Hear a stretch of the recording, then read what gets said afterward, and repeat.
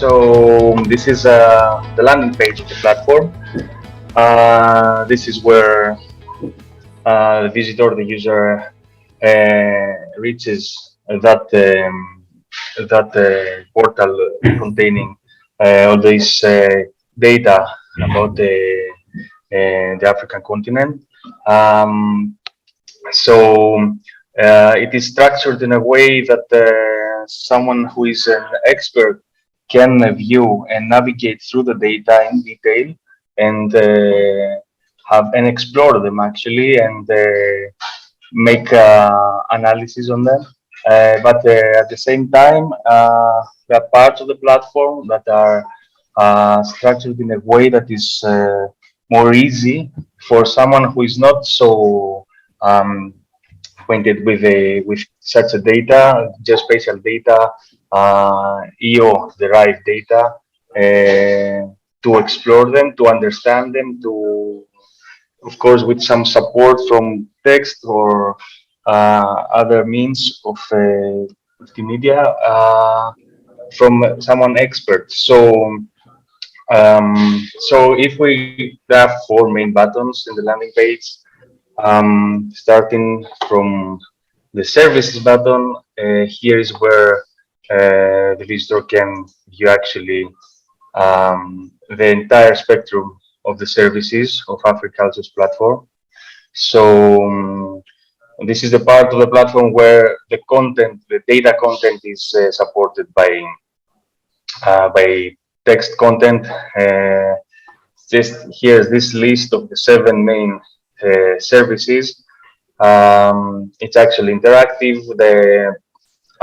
The visitor can step further and view and some information regarding the service, and of course the products that are related to this service. For example, this S7, the service 7, the first product of the service 7 is the weather forecast, and here there are some more words about this product and a list of the actual data.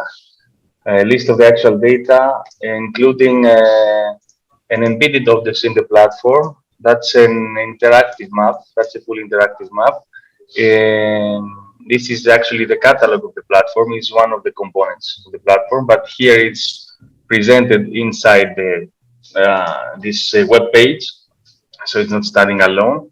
So here uh, the relevant data are preloaded.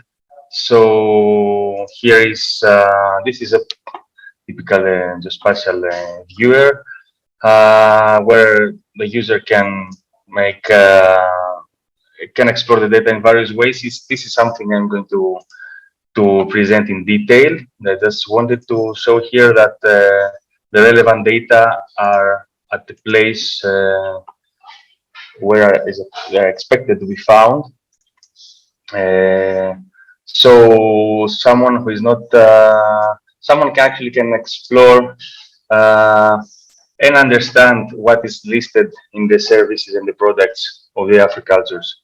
So it's a good way to begin and try to map what is there in regards to services and data. So this goes on for all services. We had a short look on the weather. There regarding the climate service, also some products, climate projections, climate forecast. So it worked this way. Here is a longer list of products, and again, it's just an example of there are some of them they are preloaded, and but all of them they are selected here so someone can see what is this product, what is included. So I can move forward, going back to the landing page, and actually have a look on the on the data catalog. This is the Africultures WebGIS. Is the place where we view the data on a map. So trying to add the data from the add button, there is a catalog. In this catalog, all the products are grouped under groups of or under the services and the products in the similar way that this appears in the content system. So from here, again, we can just go and select a data set that appears on the screen. Of course, we can select more. I don't know, so the people who are familiar with these kind of viewers, I think they all more or less work the same, but this is how we do. So there are interesting functionalities. I think I should zoom in a little bit so the buttons are clear. So on the menu on the left, there is a list of a control panel where the data regarding the visualization of the data. So, for example, we can just zoom on the extent of the data set.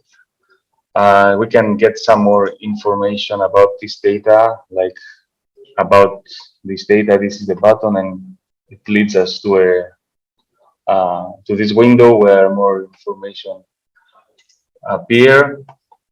We can export the data. Of course, we can remove them from the list. And okay, I'm just loading them again. This one, yeah, the temperature. There's the opacity tool. The opacity is okay, how we can see under the layer how transparent it is. There are some very interesting tools regarding the time series and how because many of the data here appear in a form of a time series, like multiple dates. So, for example, we can, by pressing here on this button, and we can select the time where this data refers. I think this is this is a good example. On February, okay, since this is the air temperature forecast. Every few hours, we can see that we have the data for different times of the day and different days. In that case, this depends on the data set itself and what's supposed to be structured. Okay, there are arrows left and right, so you can navigate and just see on the screen how they move, or if there is a place of interest. For example, yeah, we can focus on the place of our interest and just navigating through the arrows. There is also another interesting functionality. Down here, the bottom of the screen, there is the play button, so they can appear all in a row, like it's moving like a small, like a short movie. So I don't need to press any button.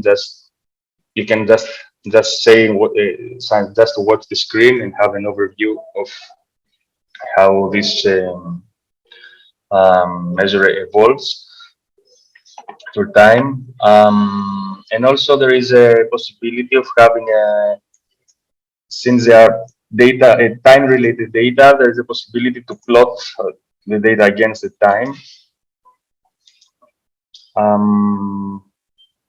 So by clicking on any place on the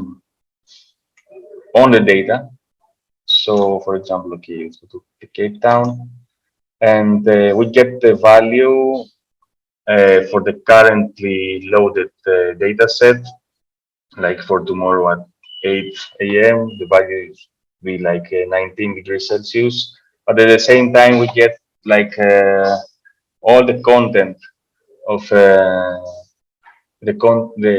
temperature for the entire time span that this data expands, like and how this fluctuates. So we see that we can actually plot time series. So if someone who is familiar with time series analysis can directly uh, get to the point and why this is useful and download it.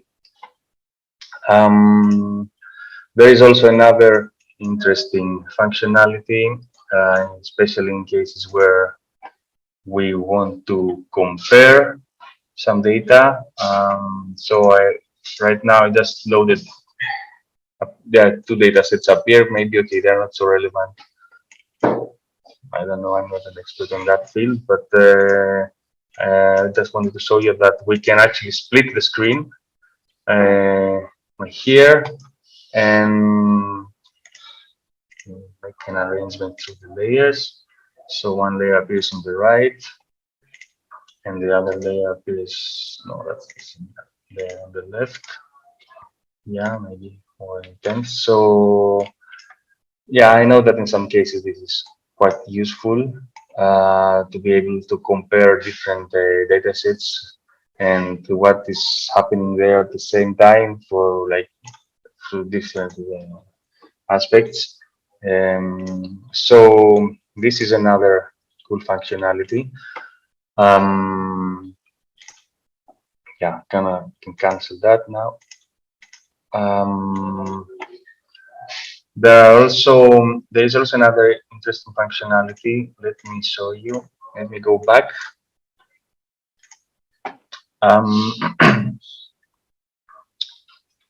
So let's show some crop condition related data. So this is the NDVI, typical index assessing the health of vegetation. So it's supposed to be like more green, more healthy vegetation, and more lush and rich. So we can. There is a tool that the user can actually design a polygon on the map and get the zonal statistics through that. So it's at the beginning of the catalog. It's called the zonal statistics, and you can just click and draw a polygon, like just doing it randomly here. It has to be closed, of course, since it's a polygon. And then if you run the analysis, you get here on the left the summary of the statistics. Like this is the mean values 0.26 and the maximum 0.67. So this is something quite interesting in some cases of analysis. If you want to have aggregated view of some regions, area of a parameter for referring to an entire area or a specific piece of land surface that you're interested. There is also an addition, like with the user can also add some administrative boundaries of the country, for example, and have and get into to know the boundaries of the area he's interested. Something more, we can, of course, there are possibilities to share the map we made, and for example, just by clicking on the button share or print, we can copy the URL and appear exactly the same way with all the data pre-labeled and the zoom settings and everything, and or can create a story, you can capture a scene, and then okay, enter a title, rather write some some content and like share it. So the data catalog more or less gives the opportunity for exploring all the content. You can see that the data are listed and under groups of services and products. And so it's for someone who has some degree of familiarity with this geospatial data, I think it's the right place to go through and explore what's the actual content of Africultures. But going back to the main page, to the Africultures main page, we can move to the use cases. So the Africultures use cases are actually supported by a combination of actually they are actually supported by the data of Africulture. So and here is the place where the use cases are presented and described, and actually the example user stories are presented, and also the supporting data for each user story. For example, okay, in this case, the title of the use case: alleviating adverse impacts of drought on livestock farmers. The use case of South Africa. And after the short introduction,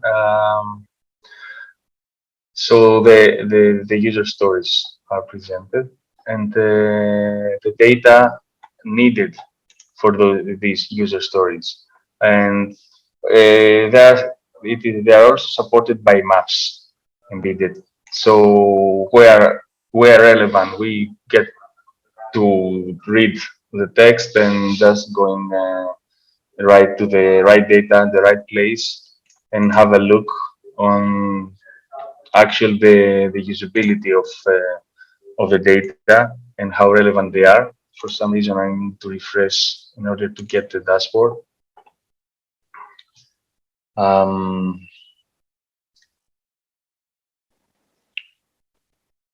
Yeah. So yes. Yeah, for example, in the first user story, as a policymaker, I would like to view the projected and current vegetation health status and trends so that I can make informed decisions, formulate land management, and evaluate their effectiveness or impacts. So the required Africultures products are listed here, and someone can just go through and explore them. I'm just trying to, yeah, opening all the windows so that you can see that we're going back to the WebGIS, and again the relevant data are preloaded, and so I can also have the ability not to go through and just try to find what is relevant by myself. And also here is quite interesting, is the last part of the Africultures platform is the GeoBI. Is the fourth actually button on the landing page. So we can see what the outcome is, that here gives the opportunity to create dashboards. So in that case, the dashboard and this tool, the GeoBI, is embedded in the main page, but also there is the possibility through the landing page to go to the GeoBI. So in this particular dashboard, again, is something relevant to the vegetation health status, as the user story describes at the beginning. So this dashboard is supposed to help the expert having a quick view on the aggregated mean NDVI, okay, that's, I don't know how really how useful that could be, but it's a good example of what is the possibilities. So again, we in that case we have a map where in that map is the mean NDVI or the max or the minimum per province in a given time span. So here is a time span is quite easy, interactive. So this is something we can change. It depends of which part of the time we want to focus on. So there are possibilities to explore these. And this dashboard, yeah, apart from the map, it has contains a time series of the greenest and the less green areas. Just an example of how we can compare the data. And this is a subject something we can adjust, and we can create different dashboards. So this is something quite interesting, and gives the opportunity for the user, like in that case, it is a decision maker, to have at glance uh, the the the ability um, to have an overview of the data of interest, and to be able to monitor actually what is going on in a particular field and area of interest. So I guess depending on the user story, there can be different dashboards, of course, and you can tailor decide on the dashboard content, and have the opportunity to monitor the case. Yeah, so in this use case, there are other couple of more user stories.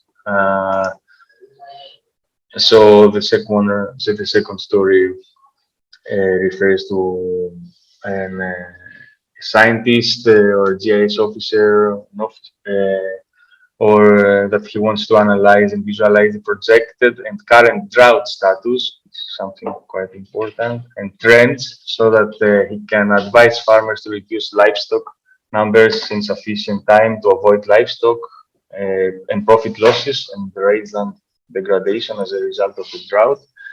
And again, that's the content differs here. Evangelist, Yeah, yeah, yeah. you have 2 minutes.